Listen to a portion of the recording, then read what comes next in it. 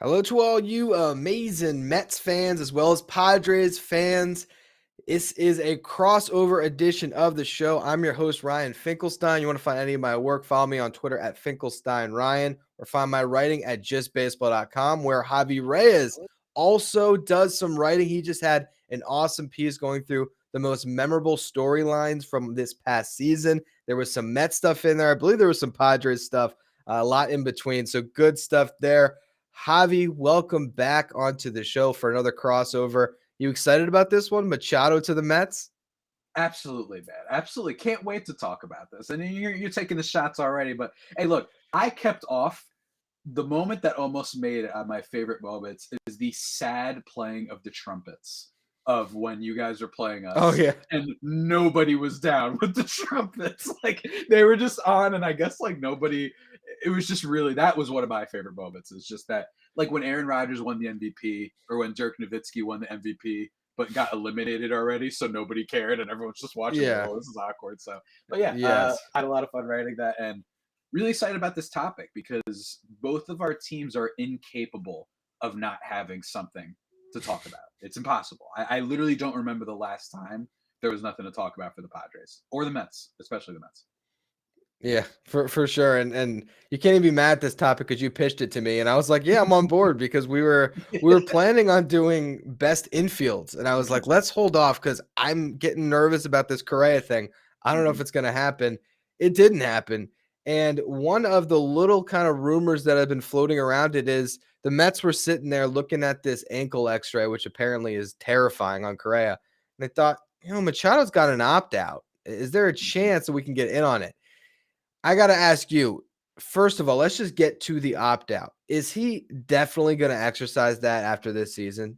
I don't want to say definitely, only because it's not like he's got, some $10 million contract, right? Like this is you're still getting making 30 million. So I never want to say never. However, in the current baseball landscape and next year, you have some teams that I can immediately think of that are going to break the bank, right?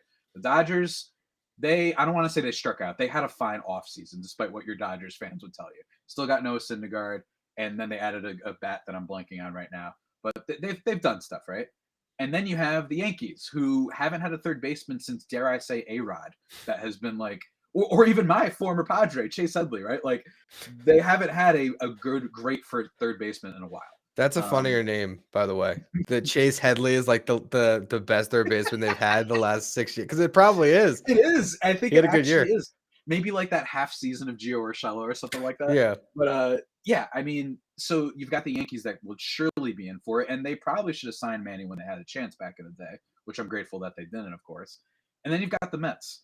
I imagine, and I want to know your perspective on this. Maybe they looked at this Correa thing, which I have so many questions about that can't be answered. And one of the biggest ones is, okay, so you're telling me Correa might have a problem down the line.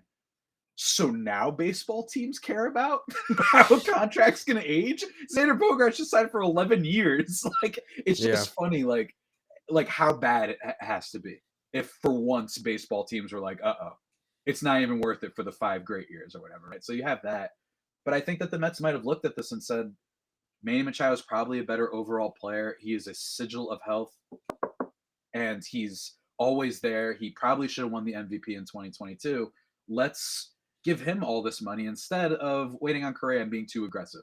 Because not to mention, we still re-signed Nimmo, and we went out and got Justin Verlander and the who was the other one from Japan? I'm Kodai blanking on the Senga? name. Yeah, Kodai Senga. Like they did a lot, so maybe Yeah. they're saying let's pace it out. You don't want to release every episode of Stranger Things at once. You want to have it a little bit spaced out. So next year could be part 2. So maybe that's what they're planning.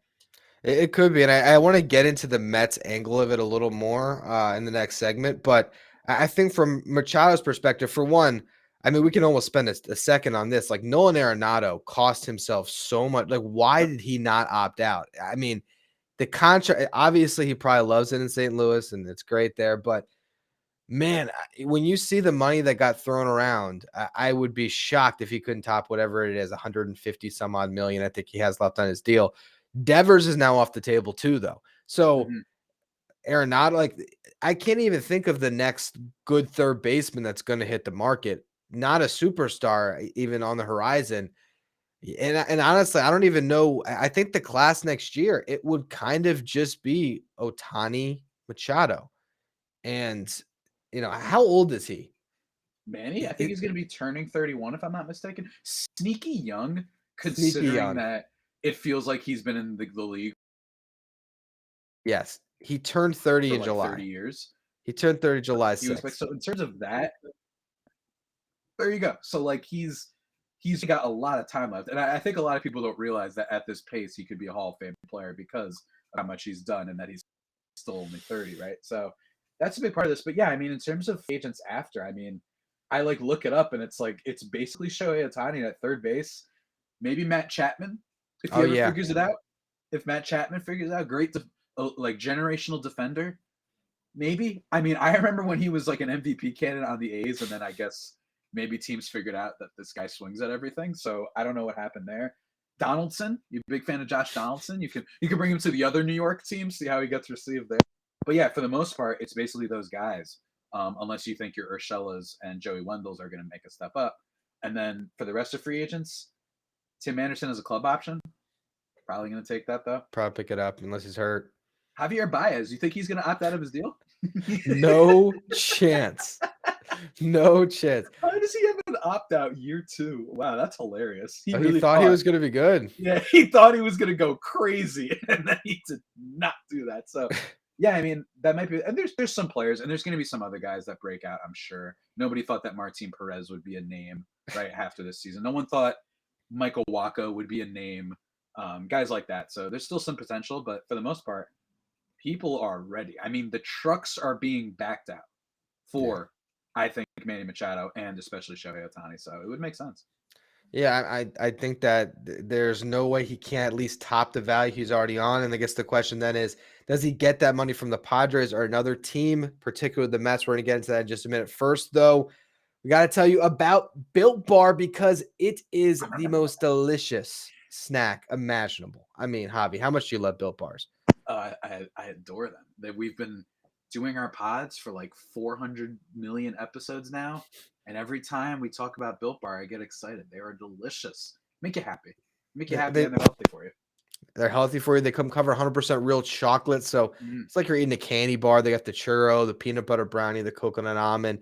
And, if you have a snack that's delicious, you'd be shocked to find out there's only 130 calories, only 4 grams of sugar, 17 grams of protein. And as you just said, years of doing these podcasts discussing how delicious Built Bars are. Now, though, you don't got to wait around for a box, Javi, because you know what? You can go right to your local Walmart or Sam's Club, head there. You can go to the pharmacy section at Walmart, grab yourself a box of Built Bars. They have their 4-bar box of cookies and cream, double chocolate, the coconut puffs. If you're close to a Sam's Club, you can run and grab a 13-bar box with their hit flavors, the brownie batter, the churro. You can thank us later. Built Bars, head to your local store to try them today. Now, I'd love to see Manny Machado hit the market and try out some New York living with the Mets. You got the Buck Showalter connection. I don't know if that works anything here, but here's my question as it relates to the Padres and whether he would come back. I feel like it's been nothing but happiness between the two sides so far. He's become the face of the team. He's been the leader because we all know everything that's gone on with Tatis. But when you get Xander Bogaerts and you have him and Tatis under contract for a decade each, at some point you have to wonder if that was maybe a move before a move. It's kind of like where the Mets got Scherzer. You thought, ooh, DeGrom, a little more likely to leave now if they got Scherzer in place. You think that's what happened here, where maybe they're thinking 1 year, 4 superstars on the roster, get Tatis off of suspension, and then next year it could be Tatis back at shortstop, Bogarts at third, and you wave goodbye to Machado. That's basically my same way of thinking too. And not to mention with Soto, say they don't want to bring back Manny, say that the price gets wild, they still have a lot of money that they're spending. I know that there's going to be a lot of money freed up, right? Because you have Blake Snell, he's going to be off. Darvish, he's going to be off. And then there's probably a bunch of other players I can't remember at the moment, but they do have some more money to spend. But there's definitely a universe where they allocate their resources and say, okay, we love Manny, but instead, what if we go get Matt Chapman for nothing, comparatively speaking, I should say, and then you say we'll extend Juan Soto, which is something that clearly the team has shown that they want to do. Although it's not a must do, but I mean he is super young, so it would be really exciting, and it would make more sense from a baseball, very numbers bureaucratic sense, where you're just like, hey, this guy's young, and we'd rather keep him instead of the 31-year-old. It makes more sense to give him that 10-year type of deal instead of Manny.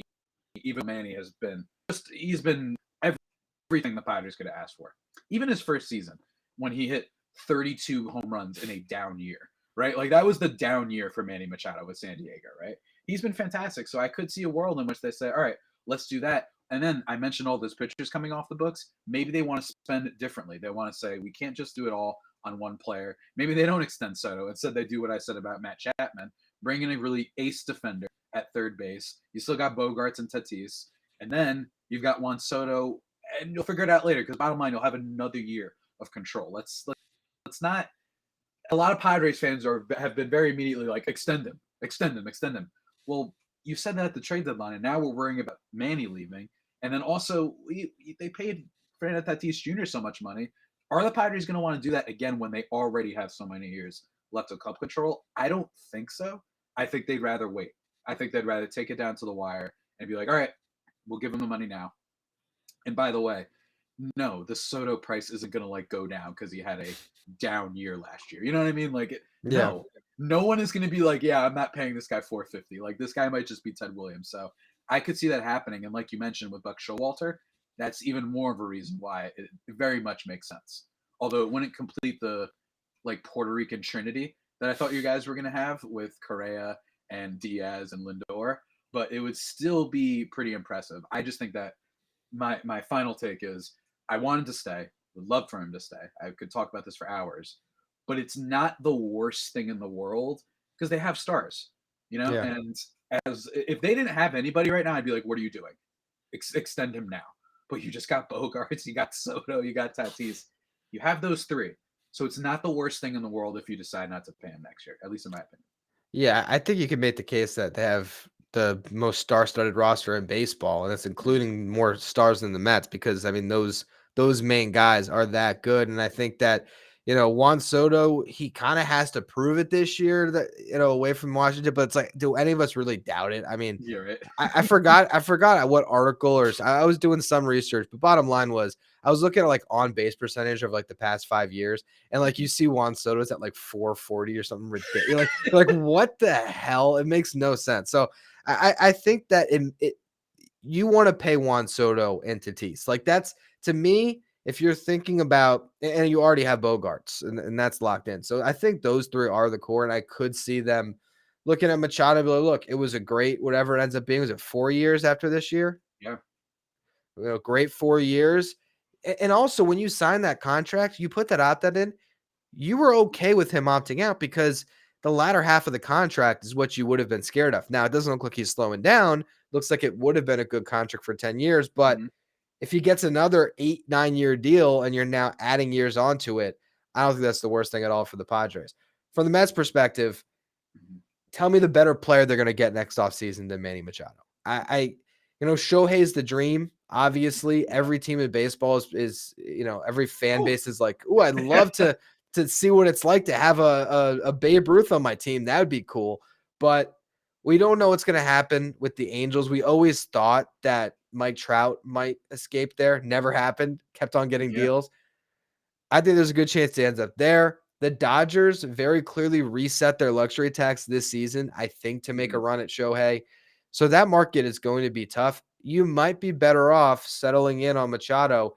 And man, I mean, everything that fans dreamed about with Correa and Lindor, I think is even better with Machado. I really do. I just think Machado's a better baseball player than Carlos Correa. What's your thoughts on that? I do too. I think that the biggest thing, number one biggest thing that makes him better is the health. Yeah. And the fact that walk to strikeout rates for guys who hit for power, who also play good defense, it's kind of something that you literally will never see in baseball. Yeah. Like it just doesn't happen. This guy has had I think he had what was the strikeout rate last year? I don't even remember, but he doesn't strike out a lot. He's going to play great defense, even though it's not prime young stud Manny Machado in Baltimore defense. He's still a very capable glove, and I don't care if his defensive run saves were really that low last year. I just don't care. I'm sorry. Yeah, I just the eye refuse test to doesn't. accept it. Yeah, Yeah, I refuse to accept it. But yeah, I think that would make a lot of sense. San Francisco's another team that could absolutely. I mean, they're another team that lost out on Correa, so yeah, you could see them being like, hey, with their population there, he would be huge yeah. for the Giants, and Shohei Ohtani would be huge as well. I mean, he would be a megastar there. So I could see that too. But yeah, I don't think it would be. I think it makes sense to be like, you know what, we had David time. Let's have someone who never gets hurt, unlike David Wright, unfortunately, who literally struggled to even play one more game at the end of his Yeah. career. And with Manny, I just see it aging well. Don't listen to people who talk about the hustle thing. I think that narrative kind of died anyway, but just in case there are people out there, well, let's see here. He's played 150, 153, 60, 156, 162, 156, 157, 162. Those are the past, like, ever since 2015. That's how many games this guy's played. So I don't want to hear the And hustle thing. what's since you got it up there, because I think the other thing too, comparing him to Correa, is I feel like there's more slug. Like, what's his career slugging percentage? Ooh, career slugging for Manny Machado is at an astounding 493. Yeah, you got Correa at 479. What was his slug last year? And last year he slugged 531 for the Pods, baby. Yeah, Woo! Yes. Correa was 467. So to me, that's the huge. I think there's more power there. There's more durability. I just think he's a straight up a better player. Like you mentioned that, like, people wouldn't understand that Correa is a future Hall of Fame, or not. Well, they both might be, but I Yeah. think that if you had to rank now who has a better Hall of Fame case, all that Correa has is the postseason stats in the World Series that's tainted. That's not going to help him with writers anyway. I think Machado, if he got a couple World Series rings on his resume before it's all over, and he might get one this year, I think that he's on a certain path to Cooperstown. But what we want to close the show out with is power ranking the teams in the National League. We'll get to that in a minute, but first, another word from our sponsors. So, top 5 in the National League. I just want to go 1 through 5. We're going to start at 1. Javi, who's the best team in the National League right now? I'm going to say the Atlanta Braves. Wow, okay. I'm going to say the Braves. I think that the Dodgers, it's like right there. I'm only giving the Braves just because, in terms of what I can ascertain, library, is that the Braves, every single one of their players, they've got them locked up. I like their roster a lot. They even just traded Murphy. You've got Spencer Strider. You've got all these guys coming along. I don't know what's going on with Mike Soroka, but whatever. Max, like the most underrated star pitcher out there probably in the NL in terms of just stars. Like, he's really great and whatnot. And then you've got Ronald Acuna, who had a down season by his standards. I just like their roster a little bit more. And considering that the Dodgers didn't add too much, I'm just going to make a tiny bet that they won't be able to conjure up random starting pitchers out of nowhere.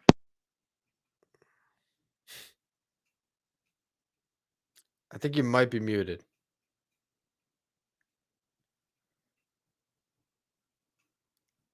Or I'm still not here. Uh-oh. We got static.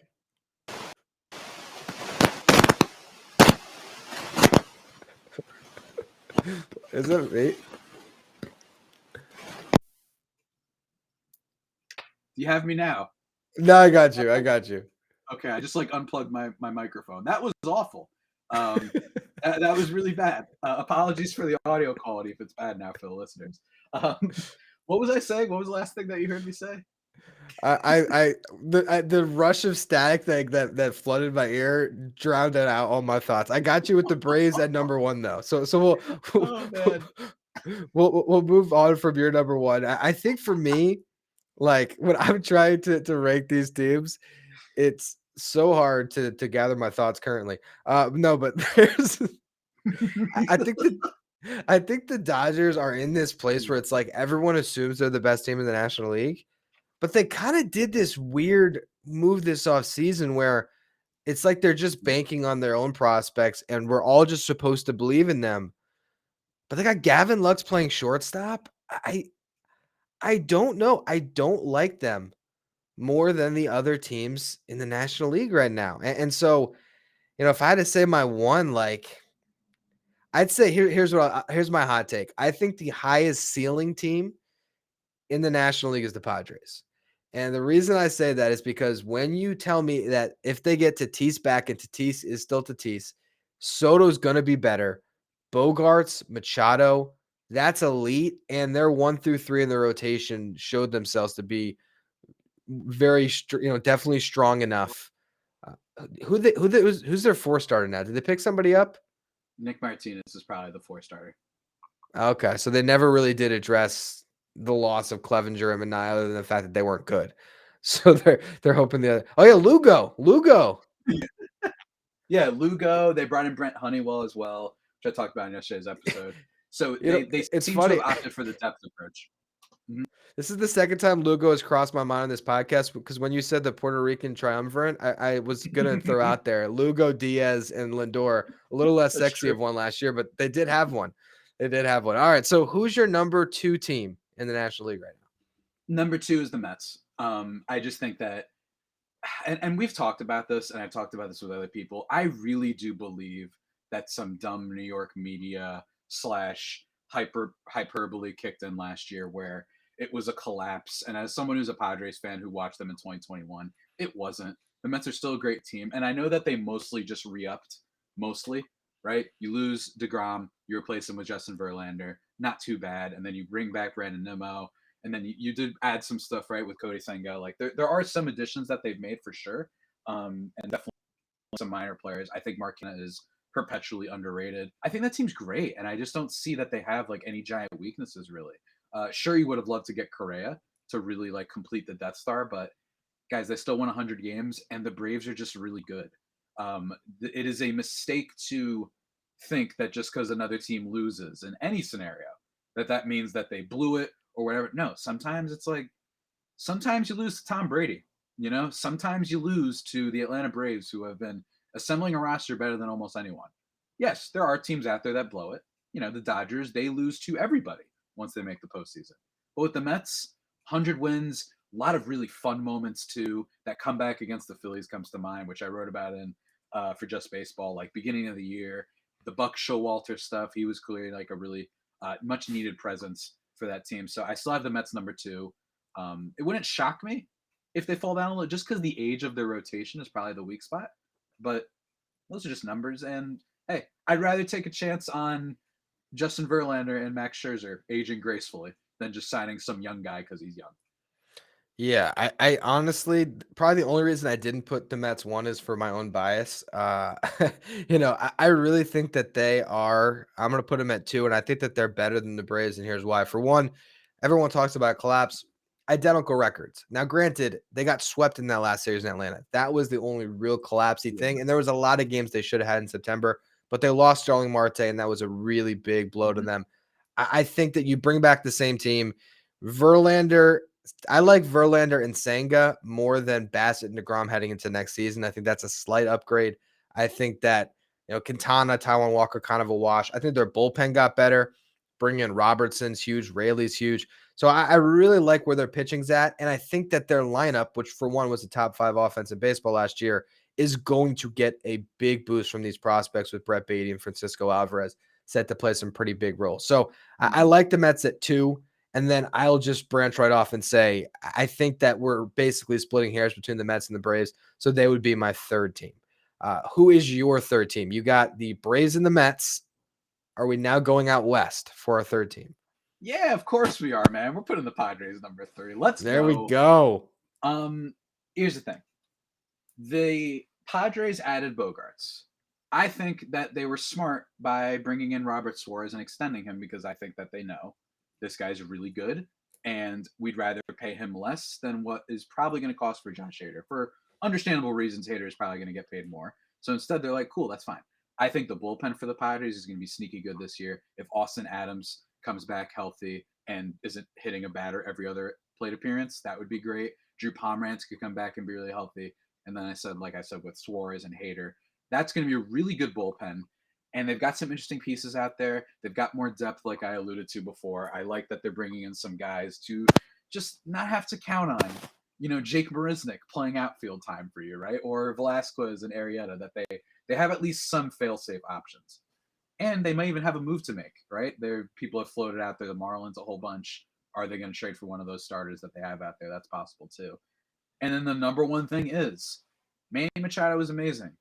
But there's a lot of players that can go back up. Jake Cronenworth, I've heard that he was a little bit banged up last year. If he's like banged up, I mean, when healthy, that's like going to be like a top 5 second baseman potentially, or maybe first baseman.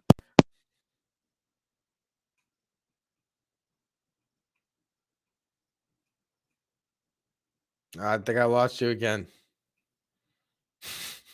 What is going on? Oh, you're good. You're good. You're good. Oh, okay. Stop. You scared me. I lost you, and then you came back. I don't know what's going on right now. I'm scared. All right, I'm just gonna talk like as close to my computer as possible. All right, people, listen up. Okay, Soto, I think he's gonna get a lot better, and especially if he doesn't, repeat as the worst outfielder in baseball defensively again. As long as he doesn't do that, he should get better. And then lastly is Tatis, which is a player already on the team, but think of that as they're adding their own Correa in a lot of ways. Assuming he isn't a goober anymore, which I don't think he will be.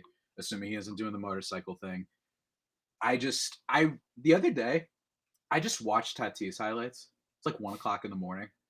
And I was like, I just need to remind myself, like, let's remind ourselves how good this guy is when he's healthy and when he's playing.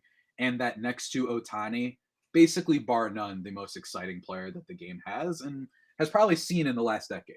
So don't forget that. And that's why I'm putting them third. And they could get higher, assuming everything goes right. And I think that it sets us up for an interesting number 4 because I doubt that either of us would put the Dodgers any lower than that based on the respect that we have to have for them. It's like I said, they're in this spot where they kind of reset themselves with the luxury tax. They're still going to win 100 games probably. They always do. They're going to be awesome in the regular season. Noah Syndergaard's probably suddenly a great pitcher again. He's going to get the Tyler Anderson treatment. And they're going to be fine. So I feel like we don't have to spend more time on them. I think those are the best 4 teams in the National League. I really believe that. I think, which way that order will shake out throughout the season into the playoffs, we'll find out. But I think that's the class of the National League. And then behind that, it's like Phillies, Cards are the only other 2 teams that I feel like got a shot. And as much as I want to be the biggest hater ever and just put the Cardinals, I think I'd put the Phillies 5. I just think with Trey Turner, with the fact they're coming off the World Series, yes, I think that they deserve that recognition. I will also say, though, people do forget, trying to put them on the same tier as the Braves and the Mets, that they finished 14 games behind those 2 teams this year. So I still think they're a slight tier below the top 4 in the National League right now. Yeah, I think there's a difference between a team that's built for the regular season and the postseason. And I think we saw that play out. I think that the Mets just unfortunately had the Padres and whatnot, right? And that sometimes those wild card series don't go your way. But then with the Phillies, it's like they can just go absolutely nuclear with their bats, and they've got room to grow. Like you said, they added Trey Turner, but Nick Castellanos, he could have a bounce back year, right? They have plenty of guys on that team that are going to be good. You replace Segura with Trey Turner to a degree. That's awesome. And they brought in another starting pitcher that I'm blanking on right now. Who was it? It was Taiwan Walker. Taiwan Walker. There you go. So you add him. Yes, I know that from a really eye appealing and just stat nerdy way, the Cardinals are better because they're better on both sides of the ball. But also, are we sure? Adam Wainwright is like not getting younger. They still refuse to bring in any pitcher. This has been a very interesting strategy by the St. Louis Cardinals to just be like, we just don't want to have an ace. We're just going to keep relying on Adam Wainwright to be like Wolverine and just age until he's 200. Like, it's just very odd for me. I don't know. I might be crazy. I like having at least one starting pitcher. So will they be good in the regular season? Sure. But I also think they benefit from playing in a really weak division that I think is the next best team in that division also isn't interested in being competitive. Instead, they trade their best players at the deadline and then don't do anything. So that's why I'm putting the Phillies ahead, because I think they face better teams. And I think that once you get into the big games, I mean, you saw what Bryce Harper did. I mean, he was a maniac in the postseason. And he's going to be good in the regular season, too. So That's what I got. Yeah, I really think that with the top 5 teams in the National League, the only thing that I would say, and Phillies fans will hate me, and they should hate me, I would just say that those are the clear top 5 teams, and the Phillies have to be 5 on that list. I don't really care how you arrange the top 4. I feel like these teams are so good. I think the National League is way better than the American League right now, and it's going to be a thrilling season where we will hopefully cross over many more times. But that's going to be all for this edition. As always, thank you for listening. Make sure you follow, rate, and review wherever you get your podcast. You can follow me on Twitter at Finkelstein Ryan. Follow him at Javier Pena with 2 eyes, correct? Yes, that is 2 eyes. 2 eyes. And you can, for your second listen, check out Locked On MLB Prospects, hosted by Lindsey Crosby. You can learn about all the stars of tomorrow. You can follow Locked On MLB Prospects on the Odyssey app, YouTube, or wherever you get podcasts.